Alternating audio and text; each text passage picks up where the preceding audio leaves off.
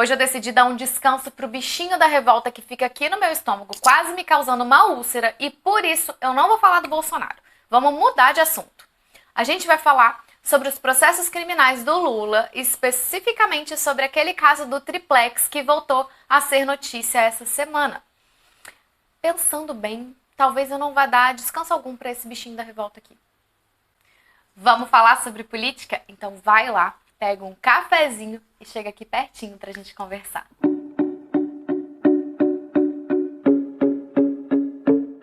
Vamos por partes. Antes de comentar sobre a notícia da semana, a gente vai precisar voltar alguns meses atrás, quando o STF decidiu anular os processos criminais a que o Lula respondia, por entender que a 13ª Vara Federal de Curitiba, aquela onde o Sérgio Moro era juiz, não tinha competência para julgar aqueles casos.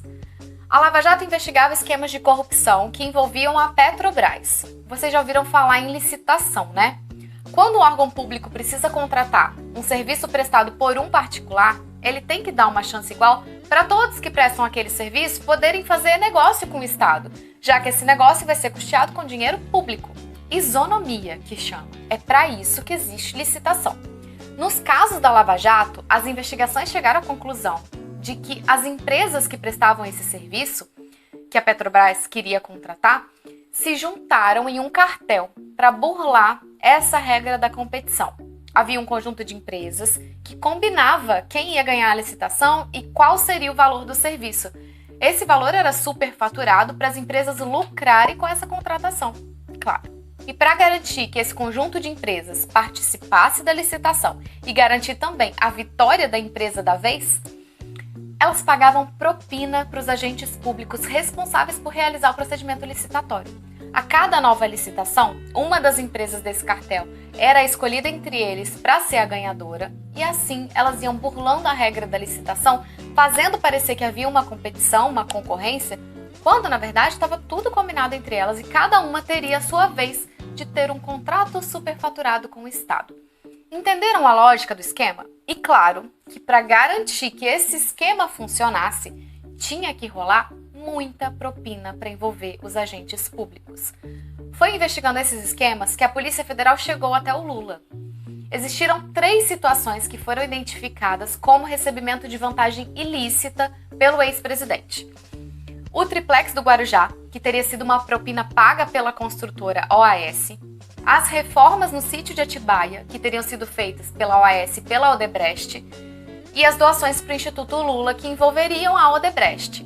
Todos esses processos foram julgados na 13ª Vara Federal de Curitiba, a do Moro, porque foi identificada ali uma ligação entre essas vantagens ilícitas e os esquemas de corrupção da Petrobras. Ok, com essa informação, eu já consigo explicar para vocês por que o STF anulou os processos criminais do Lula. Se vocês bem se lembram, foi a partir dessa anulação que o Lula voltou a ter os seus direitos políticos e que se passou a cogitar da sua candidatura à presidência nas eleições de 2022. Em abril desse ano, o STF, numa votação em plenário, que é aquela em que participam os 11 ministros que compõem a corte, entendeu que a Vara Federal de Curitiba não era o juízo competente para analisar nenhum desses fatos criminosos que envolviam o ex-presidente Lula, porque eles não estavam necessariamente ligados ao esquema de corrupção da Petrobras.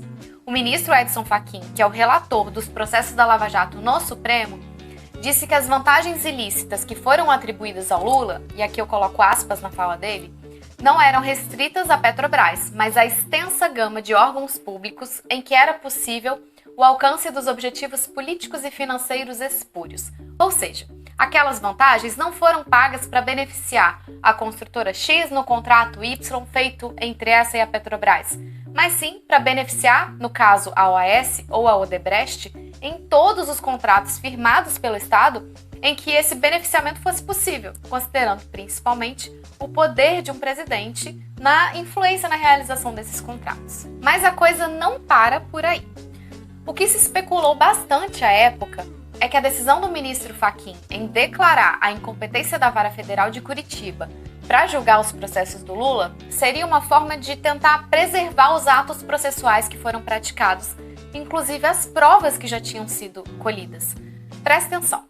Reconhecendo a incompetência do juízo da 13ª Vara, todos os documentos e decisões que fazem parte desse caso seriam enviados para o juiz competente para que ele analisasse se o que tinha sido feito até a sentença estava correto. As provas poderiam ser aproveitadas e o novo juiz teria só que dar uma nova sentença, que poderia ser inclusive a mesma sentença que o Moro já havia dado.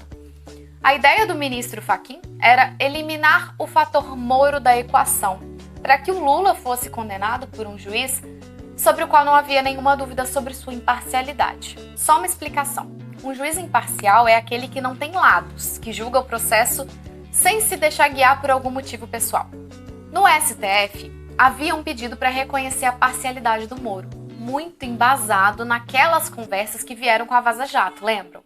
Mas não só. A defesa do Lula trazia vários argumentos para dizer que o Moro julgou o processo dele querendo condená-lo e que, portanto, isso viola a imparcialidade do juiz e o princípio do juiz natural.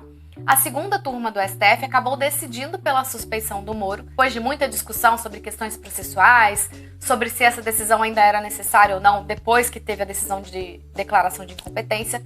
Mas, por fim, a questão foi levada ao plenário, que não só ratificou o reconhecimento da parcialidade do Moro, que foi decidido pela segunda turma, como também entendeu que essa questão era mais grave que a própria decisão de incompetência, já que o juiz sendo parcial, nenhum ato de que ele participou poderia ser preservado, pois eram todos atos viciados, atos maculados por essa postura do juiz em escolher um lado do processo desde o início. No fim das contas, o que aconteceu foi que todos esses processos contra o Lula tiveram que começar do zero mesmo. Era necessário que o Ministério Público oferecesse nova denúncia. Foi em razão do processo do caso do Triplex que o Lula ficou preso por 580 dias. O Lula foi condenado por corrupção passiva e lavagem de dinheiro, recebendo uma pena de 8 anos, 10 meses e 20 dias. Como a sua condenação já havia sido ratificada por um tribunal de segunda instância, existia um entendimento que permitia o cumprimento da pena mesmo antes do trânsito em julgado, ou seja, mesmo que o Lula ainda estivesse discutindo esse processo como de fato ele estava. Bastava que a condenação do juiz de primeira instância já tivesse sido confirmada por um órgão colegiado de segunda instância, para que o condenado pudesse começar a cumprir pena. Mas em novembro do ano passado, o STF, mudando a sua posição, passou a entender que não era admitido o cumprimento da pena antes do trânsito em julgado. No dia seguinte a essa decisão, o Lula foi solto. Mas ele só recuperou os seus direitos políticos com a decisão do ministro Fachin, que reconheceu a incompetência da Vara de Curitiba, como eu expliquei para vocês. Agora, esse processo do caso Triplex teve mais uma reviravolta e finalmente a gente chegou à notícia da semana que eu queria conversar com vocês.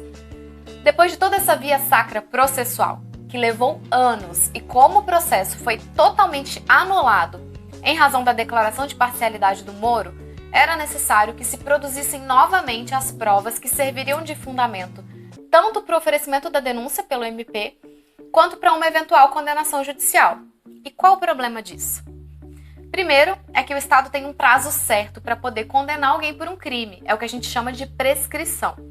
Segundo, é que esse prazo prescricional cai pela metade quando o réu é idoso com mais de 70 anos. O Lula já está com 76. E considerando o fator tempo, o Ministério Público decidiu que não vai oferecer denúncia porque não existe mais tempo hábil para investigar e eventualmente punir o Lula. E por isso que ele pediu o arquivamento do caso, ou seja, decidiu não oferecer a denúncia, não dar continuidade ao processo. Vamos fazer um resumo rápido aqui. Lula respondia por 3 processos de corrupção perante a Justiça Federal lá de Curitiba. Num desses processos, ele foi condenado em primeira e em segunda instância. Foi preso porque o STF passou a entender que a prisão após a segunda instância era permitida. Foi solto porque o STF mudou novamente de entendimento para não mais permitir a prisão antes do trânsito em julgado do processo, do final de verdade do processo. Recuperou os direitos políticos porque o STF entendeu que a Vara de Curitiba não era competente para julgar os processos dele.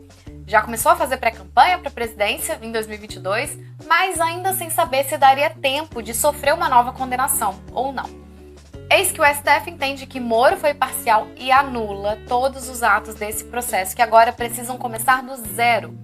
Considerando o tempo decorrido desde a data do crime e a idade avançada do Lula, não há mais tempo para processá-lo e julgá-lo, o que fez com que o Ministério Público decidisse pedir o arquivamento do caso do Triplex. Percebam que eu narrei aqui um monte de reviravolta nesse caso, mas em nenhum momento eu disse que qualquer órgão judicial reconheceu a inocência de Lula.